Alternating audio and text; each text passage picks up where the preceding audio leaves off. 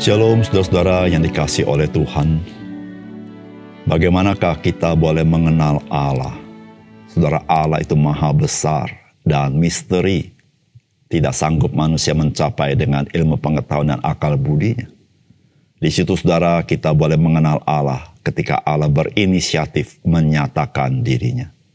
Saudara, Allah menyatakan dirinya dengan firman-Nya. Dan Allah menyatakan dirinya dengan kenyataan. Dia ada berjalan bersama dengan umat pilihannya. Salam jumpa dalam program Tuhan adalah Gembalaku. Ketika saudara kita membaca Alkitab dari Perjanjian Lama dan lanjut ke Perjanjian Baru, apa kekesan yang kita dapatkan dari dalamnya? Saudara, bukankah kita berkesan bagaimana Tuhan Allah itu tidak hanya duduk di singgasananya di tempat yang maha tinggi dan maha mulia, namun Dia turun sedemikian rendah dan dekat dengan orang-orang yang Dia tebus, yang Dia bebaskan dan Dia selamatkan. Itu kita lihat dari kehidupan umat Tuhan. Misalnya bangsa Israel. Allah, Dia tidak hanya tinggal di singgasana, Dia turun bersama-sama dengan umatnya, berjalan dengan bangsa Israel. Dan saudara, Tuhan Allah yang datang itu begitu maha kuasa dan tidak tertandingi oleh siapapun, termasuk oleh ilah-ilah manapun. Saudara, ini menunjukkan bahwa Tuhan adalah satu-satunya Allah atas segala sesuatu dan tidak ada ilah yang lain yang sama dengan Dia. Saudara, tidak ada Allah yang seperti Tuhan yang datang merendahkan diri untuk mengasihi, menebus umatnya. Dan pada puncak realitasnya adalah ketika Sang Firman, yaitu Yesus Kristus, Dia datang ke dalam dunia, mengenakan tubuh manusia, agar Dia bisa menebus umat manusia yang telah dicengkram dosa, dilepaskan dari kuasa dosa, dan menerima kebenaran dan hidup yang kekal. Dan kita adalah orang-orang yang beruntung, karena kita telah dipilih sejak kekekalan. Dan hari ini, kita sudah mengenal Kristus. Mari kita membaca Kolose pasal 1 ayat 21 sampai 23. Juga kamu yang dahulu hidup jauh dari Allah dan yang memusuhinya dalam hati dan pikiran seperti yang nyata dari perbuatanmu yang jahat. Sekarang diperdamaikannya di dalam tubuh jasmani Kristus oleh kematiannya, untuk menempatkan kamu kudus dan tak bercela dan tak bercacat di hadapannya. Sebab itu kamu harus bertekun dalam iman, tetap teguh dan tidak bergoncang, dan jangan mau digeser dari pengharapan Injil yang telah kamu dengar dan yang telah dikabarkan di seluruh alam di bawah langit, dan yang aku ini, Paulus, telah menjadi pelayannya. Saudara yang dikasihi oleh Tuhan, mungkin di dalam diri saudara ada pertanyaan, mengapa Allah memilih Israel? Apakah Allah membenci bangsa-bangsa lain? Saudara, jawabannya tidak sama sekali. Tuhan memilih bangsa Israel karena Tuhan mengasihi umat manusia. Sebab dari bangsa Israel lah keselamatan Allah diberikan kepada umat manusia, yaitu di dalam Mesias, Yesus Kristus. Betapapun seseorang itu jauh kaitannya dari Israel, termasuk kita, dari bangsa yang lain, Yesus Kristus mati di atas kayu salib juga bagi bangsa-bangsa lain. Saudara, apakah pesan firman Tuhan bagi kita? Yang pertama, betapapun engkau bercacat celah dan jauh daripada Tuhan,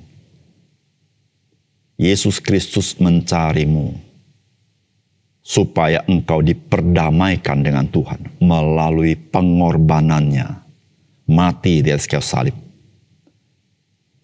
sampai engkau juga menjadi tidak bercacat celah di hadapan Tuhan. Saudara, firman Tuhan berkata begini, juga kamu yang dahulu hidup jauh dari Allah dan yang memusuhinya dalam hati dan pikiran seperti yang nyata dari perbuatanmu yang jahat, sekarang diperdamaikannya di dalam tubuh jasmani Kristus oleh kematiannya, untuk menempatkan kamu kudus dan tak bercela dan tak bercacat di hadapannya. Saudara, tahukah apa yang Yesus Kristus perbuat bagi engkau dan saya? Saudara, jikalau kita mempunyai diagram, saudara, sebetulnya Yesus Kristus telah membawa kita dari kondisi minus kepada kondisi yang sempurna. Saudara, minus itu artinya dulu kita memusuhinya, namun dia mencari kita dan kita diselamatkannya. Bukan hanya diselamatkannya, tapi dia menyempurnakannya sehingga kita menerima kemuliaannya. Saudara yang dikasihi oleh Tuhan, siapapun kita tidak ada kaitannya dengan umat Allah bangsa Israel. Kita adalah orang-orang yang memusuhi Allah.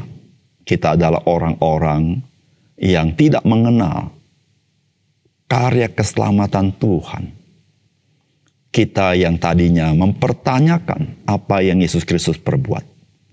Namun saudara, Alkitab memberitahukan kepada kita, Yesus Kristus, dia datang mencari orang berdosa seperti kita. Nah, saudara yang kasih dalam Tuhan, betapapun kita jauh daripada Tuhan, jauh daripada umat pilihan bangsa Israel, kita dari bangsa yang lain. Namun saudara, Kristus datang mencari engkau dan saya. Dia melakukan karya pendamaian di atas kayu salib dengan mati yang mengerikan itu, mencurahkan darahnya, supaya dia membebaskan engkau dan saya dari kuasa dosa, kuasa maut, dan kuasa kutuk hukum Taurat dalam hidupmu, daripada kuasa si jahat, supaya engkau boleh menjadi anak-anak Allah yang dikasihinya. Saudara, betapapun engkau dan saya begitu bercacat celah dan jauh, dia menyempurnakannya sehingga engkau tidak bercacat dan tidak bercela di hadapan Tuhan. Engkau yang tadi jauh menjadi dekat dengan Tuhan, bisa memiliki persekutuan dengan Tuhan. Saudara, ini satu karya yang luar biasa yang Tuhan berikan kepada kita. Saudara, yang kedua, saudara, keutamaan Kristus berbicara tentang kemuliaan keilahiannya dan juga berbicara tentang kemuliaan pengorbanan Kristus di atas kayu salib bagi engkau dan saya. Oleh sebab itu, kita dimampukan tetap teguh di dalam iman kita kepada Kristus. Saudara, firman Tuhan berkata begini, sebab itu kamu harus bertekun dalam iman, tetap teguh dan tidak bergoncang, dan jangan mau digeser dari pengharapan Injil yang telah kamu dengar dan yang telah dikabarkan di seluruh alam di bawah langit, yang aku ini Paulus telah menjadi pelayannya. Saudara, Rasul Paulus menulis surat ini kurang lebih ribuan tahun yang lalu. Namun saudara-saudara, inilah firman Allah yang berlaku di dalam setiap masa, yang berguna di setiap masa, yang cocok di setiap masa. Saudara, dalam setiap masa ada saja orang-orang Kristen yang tidak melihat nilai yang sangat indah, nilai yang kekal yang ada di dalam Injil. Saudara, mengapa Injil itu begitu mulia dan jangan engkau tinggalkan? Karena saudara, Injil itu berbicara bagaimana Kristus, Sang Ilahi itu, mengorbankan dirinya di atas kayu salib, mati untuk menanggung dosa saudara dan dosa saya. Supaya engkau dan saya yang harusnya binasa, engkau boleh menerima hidup yang kekal. Saudara yang kasih dalam Tuhan, disitulah saudara mengapa firman Tuhan berkata, sebab itu kamu harus bertekun dalam iman. Tetap teguh dan tidak bergoncang dan jangan mau digeser dari pengharapan Injil. Saudara, pengenalan kita kepada Kristus, itulah yang membuat kita sanggup bertekun. Saudara, orang yang bertekun, yaitu orang-orang percaya yang bertekun, adalah ciri-ciri daripada orang yang sudah dilahirkan kembali.